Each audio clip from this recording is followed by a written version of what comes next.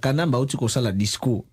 état de la nation bon na te faut na benga ngo discours état de la nation parce que ngamo seksenga na landi ngo ne bandelti na suka nande ba journaliste bazo sala culte ne kuna examen bon kanamba uti kosala discours na ya état de la nation alobi pe avenir politique bon en fait ngana moni eloko alobi te sur avenir politique na ye et au contraire quand on a moni alobi ne eloko bien que constitution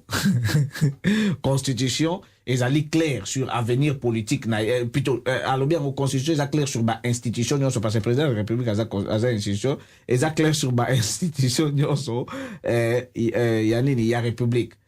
wana kanta avenir politique na réponse à pesi kasi papa esu na likambu oyo bon na discours neti kanamba sali wana matbabike liboso tanga kutana ba ambassadeur ye kanamba baike oui troisième mandat est anticonstitutionnel mais révision constitution est constitutionnellement na discours na lobike ba institution nyonso ezali prédisposé ba prédisposition ezali na kata constitution bat barota na kata constitution eza clair et net kasi wana donc alobike selon l'interprétation nga donc dimine que le 19 décembre ok na parce que déjà deux mandats kanga bisaka kende na yo comme eza nango clair na kata constitution et puis quand na kata constitution ya atini biso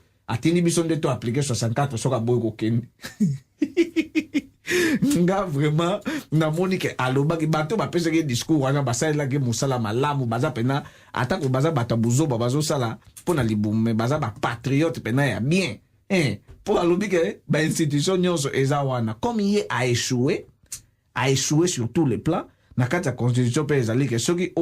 président de la république a échoué ko organiser ba élection ça veut dire que donc a échoué makambo nyonso il faut okende soko boy ko kenzo tinga mozo sala ba dialogue nini. Alors c'est que biso to recourir na article 64 et puis ce qui est encore grave François Hollande lobby non babilo comme sous papa c'est ça François Hollande lobby mais vous voulez prendre les gens pour qui président de la République a modifié la constitution tout ça ata to kota na buzo bana président bon papa so eza bongote oko jenga na politique. Mais il y a tellement plus na cas aussi à droit. Le président de la République a modifié la constitution. A modifié la ngote pour y avanda, a modifié la ngote pour na prédécesseur plutôt pour na mutu oyo azo successeur na ye. Mais biso ezak bazo senga constitution. D'abord dans nous, ba violation salemi, quand même kanamba bagi ba violation salemité. On a analyse nanga ya discours ndenga na tanga ngonande makam François Hollande lobby. A lobby ke mais oyo ya Congo ezake alinga modifier constitution pour d'ailleurs moko afanda mais soyons humains tous à la base et puis à lobby et loko biso ba européen tozo boya un président oyo a bengisi déjà transition a sali de a conduire déjà transition il y a union comme on dit sorry il y a union transition d'union nationale a conduire sur transition mi balete président ou a sali déjà transition moko a sali déjà transition 1+4 ako sala sous transition mi balete bon siko Kabila en fait azo sala donc on se montre que donc discours on a pesi ami finga tant Nathalie dit na la banaki na Hollande après na ko pona ba so na landi buzoba na ke na Hollande na campagne na banana buzo na mayele na bon na mo mutu azo campagne makamna kende na buzoba mais siko papa eso na makambo nyonso nde na lobibo yo zo mona ndeni eza nango récitation ya buzoba o Kabila lobaki wana to ezali amichende singa na kingo bon moni Yannick Kabwa Matondo bon webi ngaba discours ya Joseph Kabila na ngangote eza ngo secrétaire na lobango père na radio tontu na ngana epsa na ngangote ne ozoba na buzoba bon eza na buzoba na landa ngote yokut ne muntu o sala poto so langwawa ezape bien pour aux autres na makamonga na ibagite na sana ngo réaction na mona ngo pe bien pour so na landia mutam so na ozana posa olobate pour na website oketika na pambezango so bezango na tinate bon ezape do mo website na ngo pe taming te pour na ofana kolanda ngo heureusement tout sala ga na stratégie bien olanda François Hollande pour na yebsaka na lobike soki olungo ba makambo Kabila lobina discours na etanga ba réaction ya batu donc na tanga quand même pas article la presse où ils ont parlé un discours nae parce que reprendre comme discours nae donc ils ont landaka buzoba nae na epsa na vitala kaka ba réaction abatu ba réaction pe milaité ya mike au monde na yo moko na ba titre oyo bazotia na ba article la presse et ko laksa déjà buzoba o ya a lobinakati bon ba tumsu tamsu azo compagnie tete zoba buzoba ça pas buzoba parce qu'il y a un président de la République bon makamsusu bomoni que président de la République msusa laksa déjà président de la République on a msusu mambazo besoin en sens effectivement makamolobi za pena ndenge wana encore une fois, on a apprécié penza commentaire na ondingotier vraiment face à makambo zolo bawana naibi ke oza sélectivité na discours na parce que za makambo vraiment op oyo batu pe ba commenter na mingi c'est pas parce que eza ngote ke na lingaye to na lingaye te po eza na tina pe na lingaye te bon eza ndenge wana violation de la constitution parce que respect à la constitution pour une lobby que constitution et qu'on a toujours respecté pour être toujours qu'on a respecté bah na évité les gens besoin ba mener na kati wana pour na ya zomona constitution est toujours qu'on a respecté parce que ba organiser ba élection 2 fois ndenge ba organiser wana bon ndeyango ba respecter constitution ce qu'il fallait a toujours respecter des psychopés tout le monde en campagne électorale donc constitution ils a toujours respecté donc yango wana déjà pour tango ya pesa ki discours na wana il fallait tous à na kati ya campagne électorale pour la présidentielle na députation pour la République démocratique du Congo sans compter kutu makambo ya ba province oyo kutu déjà baso ke nango ndenge constitution ezolobati constitution pour na ya kansi constitution yé président de la République donc constitution zo concerné kaka les cambres présidence de la République non constitution en République démocratique du Congo n'a pas toujours été respectée des réponses yango wana oyo soka zaki mobali ya solo alinga ko lobake constitution n'a pas toujours été respectée et cette fois-ci et ça les sous non respect à monene oyo kutuke vraiment il faut tozala bana mboka makasi potoluka to sauver situation mais au moins sikoyo ke mutu akanisaka soki alobi ke mabeza malamu bon nde sikoyo bat bakoloba malamu comme mabe eza ndenge wana te donc constitution de la République démocratique du Congo etikala toujours pas qu'on a respecté parce que même temps bazo organiser l'élection bazo ça ngota ba fraude ezomonana polele oyo ba preuve ezozala mais bazo balayer yango na loboko moko pona nini parce que appareil ñu surtout eza wana na organisation de l'élection ba proclamation na kotala ba recours ñu so wana eza appareil naï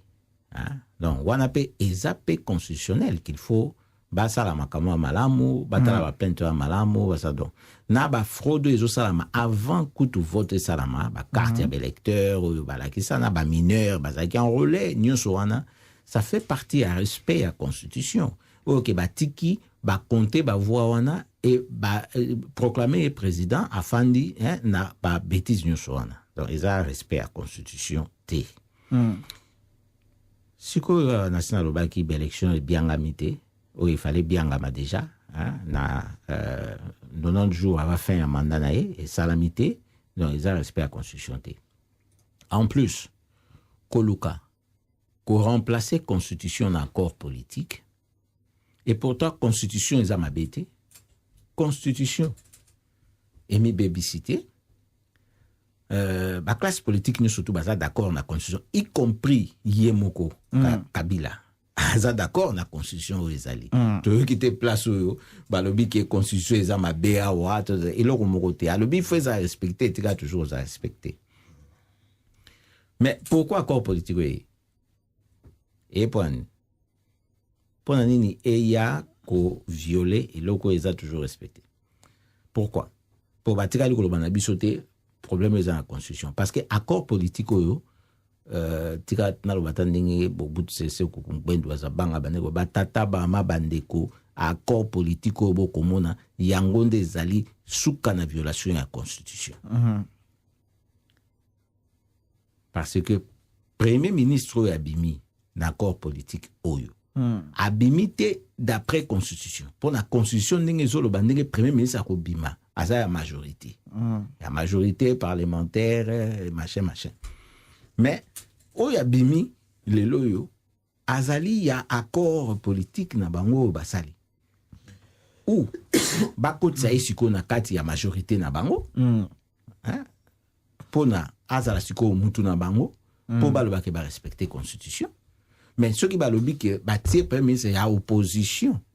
baviole constitution na accord na bango donc eza constitutionnel te kotia sikoyo na ndenge wana ke balobi ke basali yango d'après accord politique oyo basalaki na ndako ya union africaine yango nde ezolakisa sikoyo remplacement ya constitution na accord politique oyo pourtant constitution ezobwate te mutu azobwate eza ye Joseph Kabila na bato na ye bango nde fallait bazala remplacer et non pas constitution oyo eza nango malamu ba remplacer en accord oyo accord oyo bato nyonso baza nango d'accord te kaka ye na ba malanda ngombe na ye mais pourtant constitution mutu nyonso aza nango d'accord na ye pas nango d'accord mais ozomona qu'il y a un problème quelque part en plus mandat na eza nano ti le 19 siko pourquoi alongoli premier ministre na ye alongoli point d'interrogation ye pe fala longba po alongoli déjà po amoni ke makambo ke malamu te bakoko organiser l'élection te yango ye fala longba batia premier ministre o ba okene po organiser l'élection ye pe fallait pas démissionner il fallait démissionner tout ce que ça mobile ya solo il fallait à sa discours ya faire un mandat na ye et na démission azala alobata que je resterai président démissionnaire ti élection salama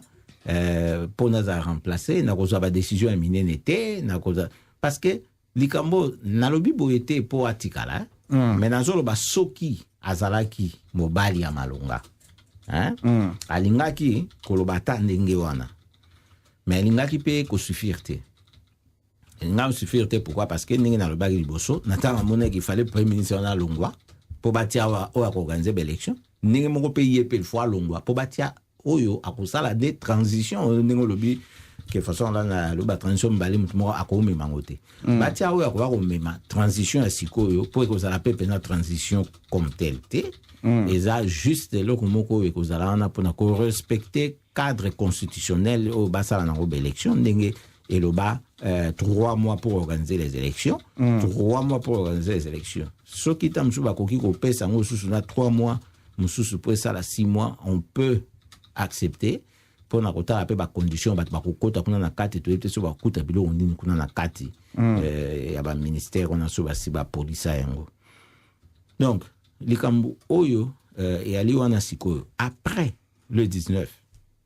constitution ezali eza nde bango nde bato bakoexpire po bato bazokanisa ke après le 19 constitution pe eboite po nayebi likambo nini jeune bango bazolongo jouer yango wana après le 19 constitution mpona bango esalwa constitution esili ke constitution pe expire na bango elongo or eza bongo te constitution ekoexpire te soki yakanisi ke ye akolongba te ti président mosusu aya kokota ndenge moko pe constitution ekoki pe koexpire te ti constitution mosusu ekoya kokota donc constitution ezalaka kaka bakoko suspendre omoni eloko eko suspendre constitution ekozala kaka constitution bato baza yango so d'accord te ndenge olobaki transition esalamaki liboso oyo ebimaki na baccord à Sand City bon constitution ezalaki liboso ezalaki caduc bato bakoma fonctionner na ndenge ya bamultipartisme faut baorganize baélection na ndenge efali baorganize wana ezalaki soutenu na constitution te donc bainstitution elingaki oya kokota na nsima elingaki korépondre te na constitution nde yango wana esengaki basala transition moko boye wana oyo wana tout le monde base mettre d'accord basala ndenge wana mais sikoyo basengaki ye ke dialogue esalama ezala na caractère inclusif mpona bato ebele mingi bazala d'accord na accord politique oyo ekoya po ebima bato na baélection oyo bato bako ekozala apaisé ya boyi donc na ntango aboyi déjà donc accord politique oyo ekoki jamais ko gérer vide ya ba institution légitime oyo eko salama après expiration ba mandat na bango parce que constitution eko expiré constitution ezali. Grave encore, après les 19 baza na droit ya koamande constitution te po bakozwa pouvoir wana wapi. Nani yango ako valide yango? Parlement oyo ezali expiré, Sénat toloba kutu te, se betela nango bandakala, ye moko présidence ya république expiré, gouvernement anticonstitutionnel. Bon, oyo yango akozala na makasi na makoki, même ceux qui bakoloba ba mema na référendum na kati na bango nyonso wana moko te azali na makoki ya komema bato na référendum pour na changer constitution, parce que bato oyo bakokoka kosala yango eza ba élu ya peuple oyo baza na mandat constitutionnel. Donc bakokoka suste po azo se tromper au moins ndenge basasu ngesu basali na ndenge kaka mazongo sa kuna na Rwanda. Ça soit ça na kati ya mandat. Asa na kati ya mandat. Tango zo poussa na kepo en élection salama, a beti mbala moko ba référendum ma changer mbala moko ala po mi pesa troisième mandat. Tomoni oyo le kaki na Burundi. Basali yango avant l'élection en salama, a beti long moko boye, a miti a candidat aleka. Mais Joseph Kabila to kangiye. Ba Congolais vraiment félicitations. Tolingaka kolobaka ke biso ba Congolais toza boye to tala ka côté négatif na biso mais to ta penza côté positif to kangiye. Parce que tant balinga ko sala en 2015 wana na début et simba hité vraiment ceux qui penza ba kanisa malamu enfin na ba terme na biso ba kinwa ne tolobaka kamere fa ba bete ba mbata pa ba Joseph Kabila po ye azali na kati ya bato ba menaki ba mouvement ya ko bloquer stratégie na bango ba yaki na mwana que loi électorale ba modifier ngona nous pour me masiko moi ba makambo be po ba sko ko tsal comme référendum et bon et a repesa nini amon siko ba congolais ba kangi bango kutu to lingai kutu ko katali kam kutu ya modification ya constitution te référendum te loko moko te constitution na biso ko toucher na ngote akanse ba blague wa salaki pour l'élection 2011 pour longola détouré comme un tour moko mais tour yo likamba troisième mandat et simbité déjà té et simbité pour ko simba pe lisusuté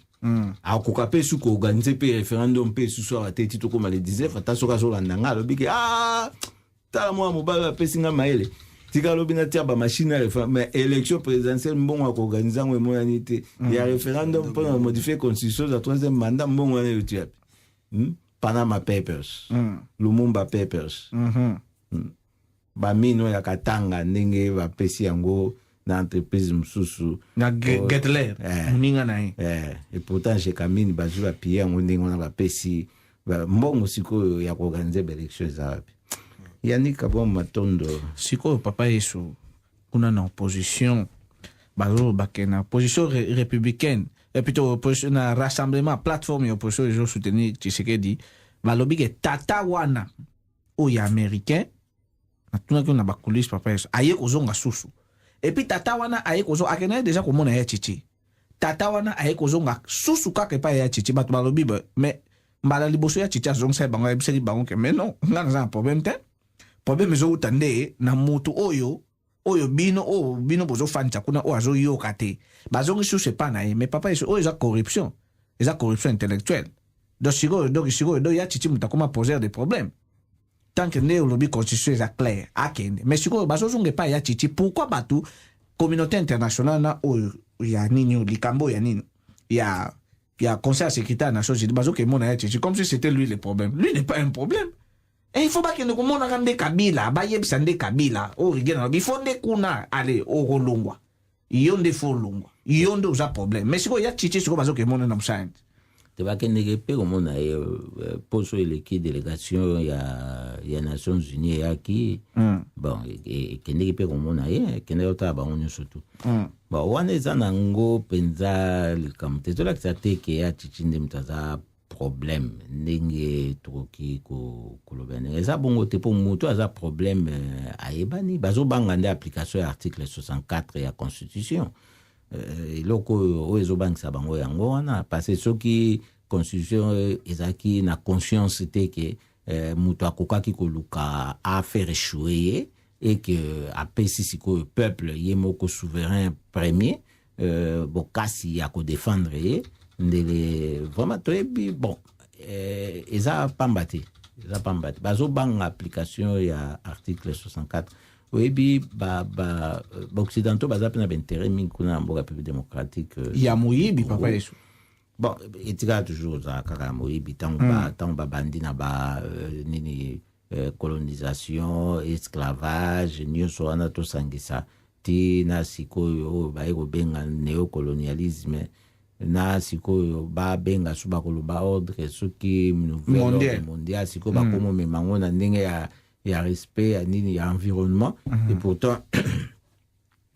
bato bazopolue makasi mingi eza nde bango ndenge nalobaka efale africain nde azwa barole ne makasi oyo française oyo ati olobaka baafricain nde bakosimba likamba ya bakor oyo ya respect ya environnement sikoyo mais na bamoyen nini eza na bainitiative na bango te na baambition na bango te ekozala mpona nini mpo baafricain sikoyo badeveloppe industrie te na afrique bao badeveloppe industrie bakontinue kopolue ndenge wana mpo sikoyo etika bongo bango bazala toujours na puissance na force na richesse na ndenge ya illusion baafricain sikoyo bazala toujours simasima na bango non eza bongo te likambo problème ezala toujours pas problème omoni problème ezaka na baoccidentaux ezali bakendeke mingi te na source ya problème bakendeke mingi kasi po bango bato basali yango bango bato ozokréer source ya problème papa babengi Jacques donc cause bakendaka kokombattre po bango bato bazosala yango kasi eza kwa mutu soko ozobela malaria sikoyo ozomela baparacetamol mpona fièvre kita mpo osala nini mais ekosoigne yo malaria te okoriske mpe ti alapres ye okoma plus ebele ebeti okomi liboma mpo okufi kasi yango na likambo sikoyo oyo article 64 ekoki koya kosala sikoyo yango wana mpo bango kote bazokende eza kote problème eza te eza kote problème eza te mpo wana eza nango clair eza clair mpo so problème ezalaki na limité elingi eza likambo moko elingaka kozala clair elingaka koyebana mpe emonani mpo Tshisekedi ye asaini tokoye mpe na epai tozongi epai Tshisekedi asaini ndenge tozala tofandi ya oyo akoyebisana Tshisekedi asali boye ata bao bakolanda radio bazolanda sikoyo ata bao bakolanda na nsima soki etika na internet moko akotomba mosapela bina Tshisekedi asali boye yango aza problème nani babige bamot d'ordre nende asalaka wana nde alobaka journée morte bana bake classe te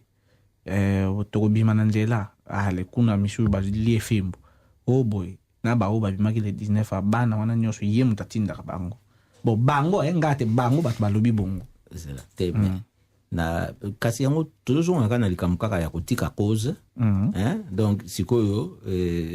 tozokende sikoyo wapi soki mutu aye azotia ndako no bosoto yo kosani okofana na kati ya bosoto wana to yo mpo yo bandi obakisa bosoto to okoluka sikoyo mpona kolongola bosoto bon soki sikoyo abandi koampeshe yo mpo olongola bosoto okosani eza ndako na yo okosani akazi obengani sikoyo yo komi problème mpo ni obengani na ndako na yo ye azotia bosoto eloko azotia ni bosoto mpo ebelisa yo ebebisa yo okufa sikoyo ozobengana ye mpo anini toloba ndenge wana kasi lo sikoyo ozongoloba sikoyo na Tshisekedi yango wana te bango bato bazoloba na ye mindele mpe bazosoutenir oyo mpe tikalaka kobenga yo mpe tikalaka koyebisa bana bato babimaka bongo na banzela ta sikoyo bazoboma bango boye na bodo yo moto ozobomisa bango klase nini ya malonga bana bakotaka oyebi l'école gardienne lelo biso na diaspora waso tobi tofanda sikoyo toloba sikoyo bambongo biso tindaka mpo bafuta babana baklase ya bana kuna na Congo bango basalaka nini meme na baenseignant wana bazofuta bango te parce que baparent bazokoka kofuta bambongo ya klase ya bana te tozana non te toyebi makambo bien on a des bateaux bazo vivre il y a des preuves toyebi biso moko pe baporo to sala ka pona mboka wana classe ni bazo tanga classe ni s'il faut parler écoute na classe nan classe nini ville morte eza ville morte so ça l'appelle la ville morte eza ville morte et ça na pona nini eza pona kosakana te eza likambo esengo te eza likambo mawa kutu parce que tant bazobenga ville morte il faut que féliciter bango po ngai kutu ko pona yebisa yoko natalanga na lobaka vraiment tozaka na ba ville morte motilelo tozaka na ba ville morte na tilelo lobi bato ba hotel masu ba kena bango ville morte ngoleki situation osiko e continue nga ndenge wana il faut basepela kutu po ekwa kozala pe appel moko pe ya suka kaka wana pe tokotika kaka soka bango balekani faut basepela so aseli bango ville morte les actions za libandele za pe na suka bato bafani kutu na bandako bozo banga bango donc c'est qu'il y a un problème c'est que papa le 19 do Kabila fa ke na do gouvernement premier ministre azo nommé zango ya pam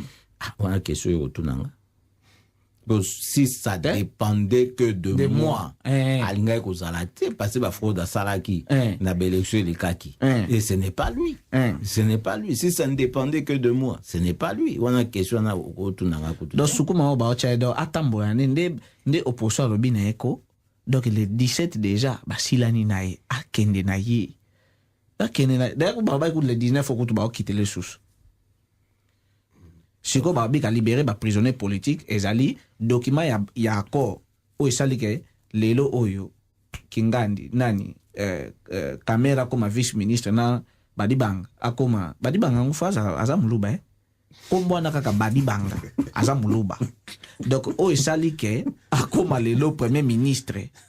sikoyo balobi ke na document wana a libéré ba prisonnier politique mais papa et Sodio Mindonga la zati lelo na prison c'est bon moni nani comment nani fermé en Gambi ti lelo na prison ba vie na susu nani na bosa ni vie moko boy mususu oyo vice secrétaire adjoint ya IDPS a commune kiminga vie on n'a pas na prison o ba choka dernièrement na bosa ni komona commune kiminga azape na prison bate bele oyo papa bosali ba action bo pesi ba meeting ba appel baza na prison so ba prisonnier politique ya libérer za wa te moni bon wana ya lokuta to ebi pe mingi baza wana pe ba bénéficier qui soit disant na grâce présidentielle depuis ba bandi ko sa ba makana na bango yo bo ya ba dialogue lokuto yo mais baza na nkana prison tisiko lokola pe firmé en Gambi tisiko ba libérer ya karaté nde ngwana moni makambo il faut tema parce que baba prisonnier politique et place na bango za kuna na prison te donc ko baby ça va vie abatnenge wana baza ba père de famille et ko kabola bango na partenaire bango na bana bango pona plaisir na binomoko pona ko terroriser c'est ça le vrai terrorisme de l'état pona ko terroriser batnenge wana vraiment ils ont ko ya ko accepter te ils ont ko ya ko accepter parce qu'il y a des prisonniers politiques dans la République démocratique du Congo, où bazali toujours maintenu dans détention malgré semblant oyo ya ba quoi passer le problème pe oyo rassemblement bandaki composé na ba préalable il fallait respecter na no ba préalable avant ya ko bandanini dialogue entre autres choses la libération ya ba prisonniers politiques wana na ba kombo yo nyosotang meto mona ki kamere asala ki yaye liste ya préalable na ye atiaki pe ba kombo ya ba chaîne il fallait ba fungola na libération ba kombo ya ba prisonnier politique il fallait ba libérer na kati on a pe firmer ngambi azalaki et na grande surprise akembangu na dialogue et loko moko malunga ya ba préalable mais c'est respecté donc même document ya dialogue wana eza yango moko en violation wana osala libumu écoute yango ba violer ngo déjà passé tango il fallait ba kota premier ministre dossier Kabila za ne violé ba déborder tango kota premier ministre likambu o lobby o ya premier ministre ba tesiko badibang o ya badibang oyebi ki azali bon azaki to azali membre de PES aboyaki ko landa nina ya titi akotaki kuna pepo na libumu na parlement bon moni sikoyo ke ba stratégie wana to ebi yango bon ça fait partie de l'histoire na tangi science politique tokoloba pe makambo na mboka ndenge ezalaki to ebi yango na tango Mobutu Sese Ngbendu wa Zabanga na tango ya transition na ye abandaki kosala yango bastratégie wana lokola na Tshisekedi ezalaki nginda akozwa lokola bayokanaki mpona transition premier ministre abima na opposition batangi kombo ya premier ministre te babima na opposition mais bato nyonso na opposition bayebi nani bazosoutenir aza premier ministre mpo transition ezala na ndenge balingeli c'est Etienne Tshisekedi lokola amoni ke soki atie ye nginda abandaki kosala nini akozwa directeur mosusu opposition ntango bazalaki na directoire ya 4 directeur akozwa directeur mosusu ya UDPS atie ye sikoyo premier ministre ntango ya sikoyo alobaka mais bango balingi kaka Tshisekedi si c'est un autre non pas lui mpona nini eza nyonso wana omoni eza nde babaka ozoloko divise mpo okende ozolokosala lokola ke bon voilà bato bazali sikoyo bake kopeshe kaka epa moto bayebi ke aza dissident bayebi aza na to mangbongi lokola ye atosaka ye te tika tosala boye ya lokola aza mpe na kashe wana ya UDPS oyo asila koutilize aza mwana utaki na kati ya ndako kuna tika tosala lokola mwana kiungu oyokaki ke mwana kiungu ye mpe akena PPRD azongi ne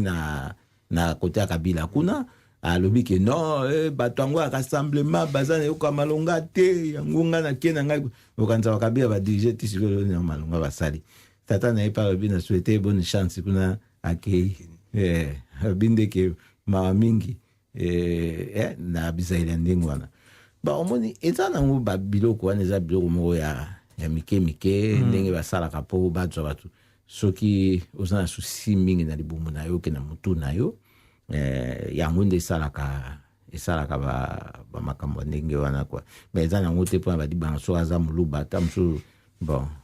okanisi peut-être batie moluba mpo Tshisekedi mpe kwa aza moluba yango babi bon bakanisi okoka peple yangai premier ministre azandi moluba te eza mpona bongo te mpo pendant tout ce temps na bando tiaka moto abandundu matata mpe kaka bandundu kaka bandundu mpe kaka te eza mpona bikolo te matata manyema bandundu matata mpona aza moto abandundu te me kasi bango ezalaki omoni akoro basalaka na parti ya kizenga wana oyo ya 2006 mpo batriche bakosa lokola ke voilà bato ya bandundu bavote Kabila mpo na alliance oyo basali na palu mpo bapesa bango poste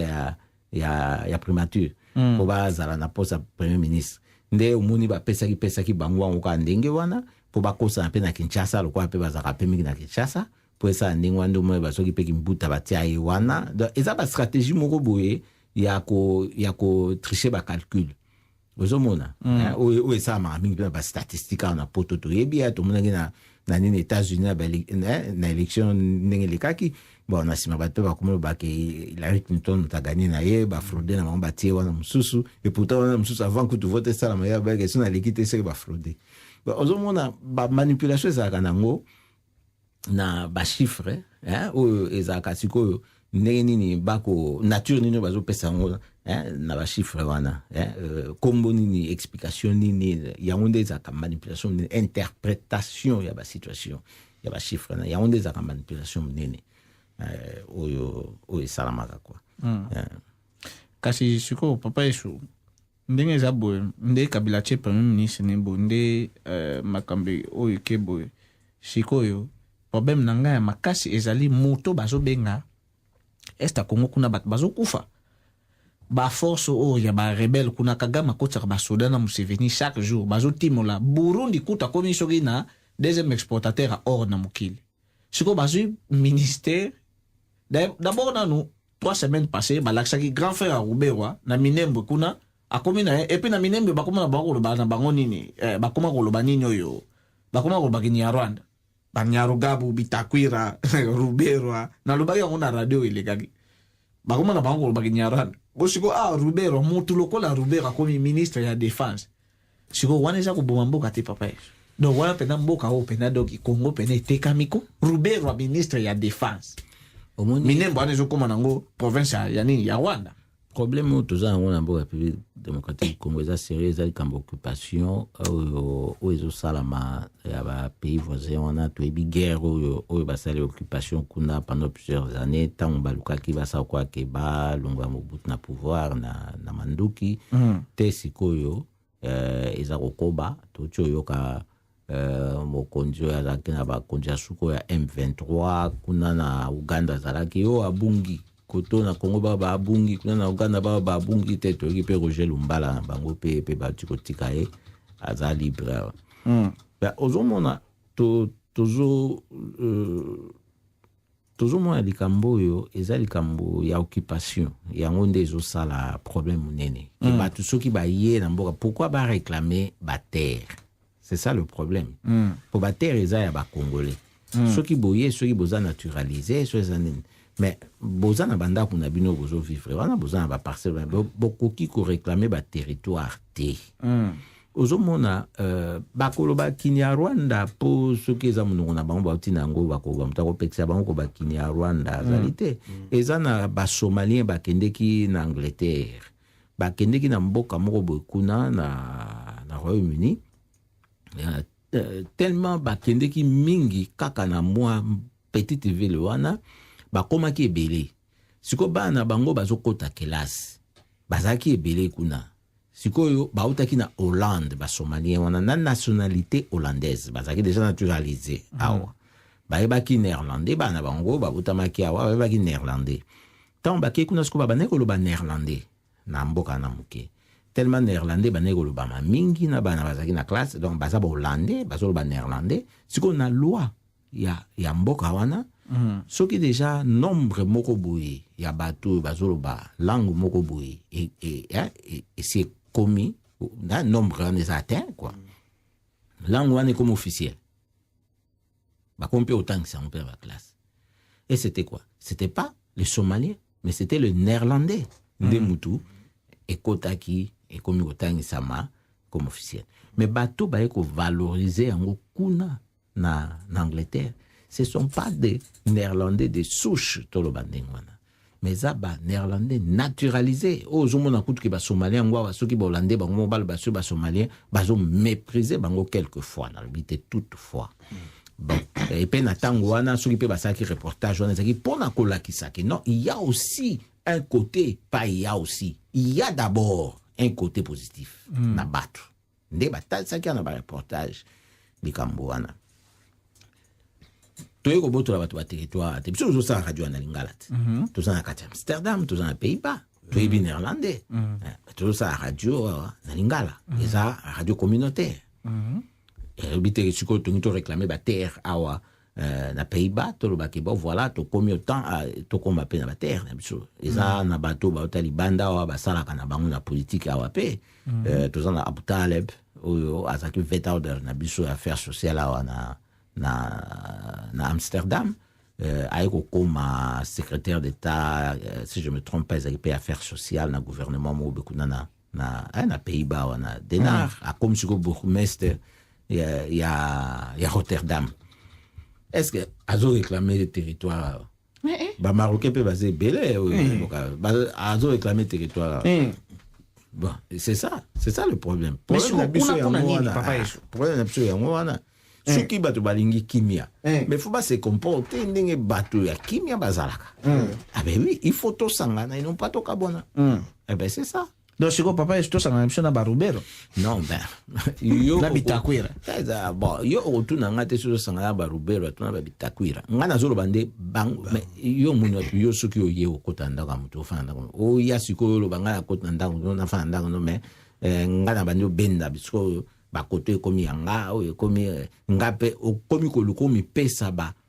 origine na kati ya ndako na nga oyo ezate wana pena totambusi na biso kamba moko bakasi fuko ya kofana na kimia te nga azoba yango wana ke boye ndenge wana bokoti mais bango te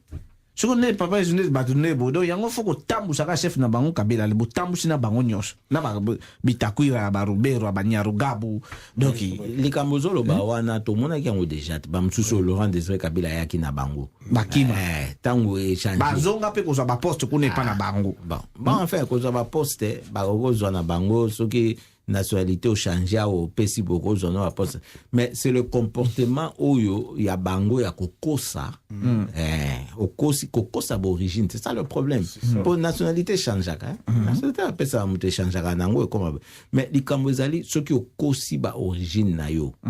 donc ezola que ça peut-être que une nationalité on a pe otikale pe kozwa ngoti eza au falsifier ba document tu comprends c'est ça le vrai problème.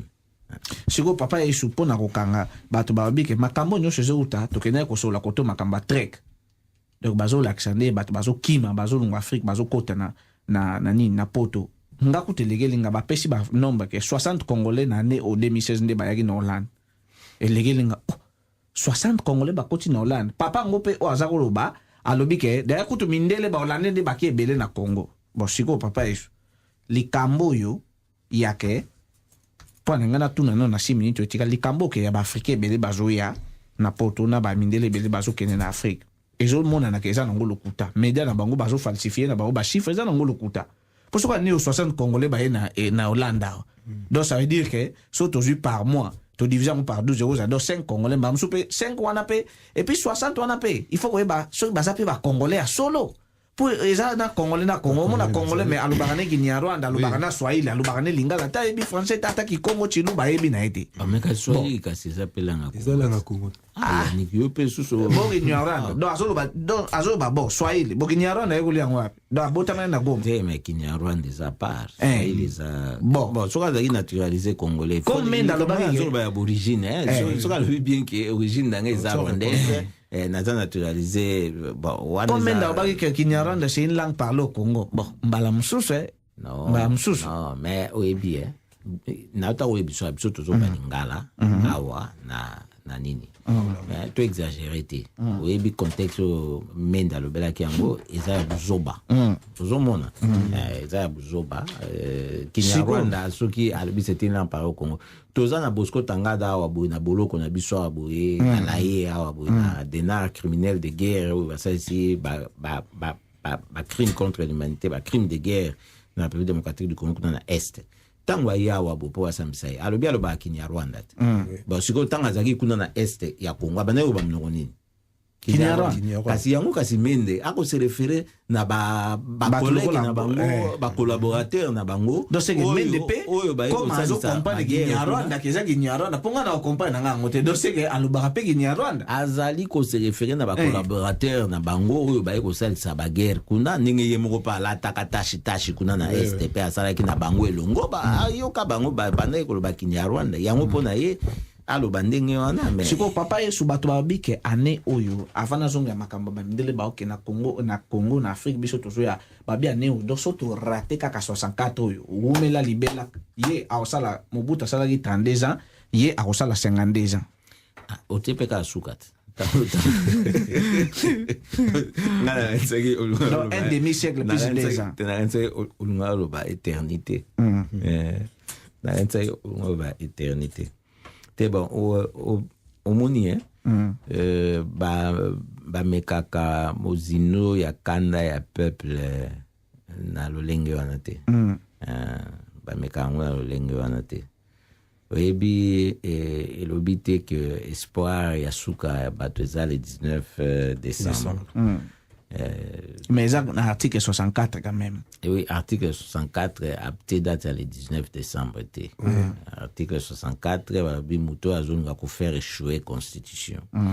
donc ce qui après le 19 ya tikali c'est que aluki a fait échouer constitution c'est-à-dire article 64 est applicable à tout moment dans le camoté que le 19 ça bota to lembi na 2011 to mona nginga sala na 2006 yokutu zalaki na Kinshasa français na Kinshasa bon mona kindenge basala ki na Jean-Pierre Bemba kutu mutu na mandoki bazoki ko beta lokito epa na ye nyonso na mutu oyo aza mutu akopesa confiance te ya kotika la kuta aza mutu bazoki ko beta masa c'est pas Jean-Pierre Bemba ben bozo sala ba élection mais yo zo kende sous na mandoki likamunini eh ben na 2011 moninga pa ndimi ko gagner na yo na 2011 kwa zaki na concurrent ya manduki te bozo kende kotia ba char de combat et pa ya Tshisekedi ti siko tozo mona ngo bazo sala na et pourtant na est kuna bazo kende bunda te ba est-ce que vraiment mutu wana nde yo si omona mutu aboyi bopesi pe rendez-vous aye bolobi ke tozo ya oyebi kala ko na yebi te so toza na combien de minutes 2 minutes 45 bango ka mukuse oyebi kala na kini wana ezalaka na groupe moko boye miyibi moko boye bakoma ikoya kotikela bato lettre asumba na nganda balobi ke tokoya epa na bino koyiba mukolo boye na butu boye bopaka te bokangi ndako te sikoyo bato bakoma kosorganize bajeune na baquartier bakoma ekoveye bakoma ekoveye babaya tokutana mais sikoyo biso topesa bango rendez-vous tobi le 19 bokomona ça va stratégie toi bango mpe sikoyo batelema mpe ntango bazobake tokosala marche mokolo tel oyebi na Tchad peko opposition mpe alingi asala manifestation pouvoir aboyi mais opposition mpe batelemi kaka babi bakosalaka manifestation ya bango wana malgré interdiction parce que interdiction eza en sens te eza en sens te yango nomoni il faut to comprendre tomona ke likambo ezoleka na République démocratique du Congo eza likambo ya Tshisekedi te eza likambo ya rassemblement te eza likambo ya peuple omoni rassemblement ekoki koleka Tshisekedi akoki koleka mais peuple akoleka te papa Yesu kasi mpona likambo oyo na 1 minute oyo koloba mindele bakokende ebele na Afrika biso tokoya ndambo ezali nini omoni mindele bakende na bango ka na Afrique bango bato koluka libiki koya koluka libiki kuna vraiment eza likambo tolo bango ntango mosusu na bozindo na ntango mosusu mais eza ndenge na bango mpasi eza mingi awa biso toya soki toya eza likambo ya matière grise na bango mpo toprouve bango ke ndenge balingai bakanisa kwake motu mwindu aza na motu te mpo toprouve bango ke toa na motu donc eloko biso toyelaka yango mais richesse moko ezala te eloko moko malongo eza te mpo nyonso tomelaka toliaka eutaka nango kaka voilà merci balanda radio lisanga ezalaki ya bino Yannick Kabwa Matondo tokutani jeudi prochain papa Yesu mot de la fin napesi merci na balanda radio lisanga mobimba losako na bato banso bakwanda biso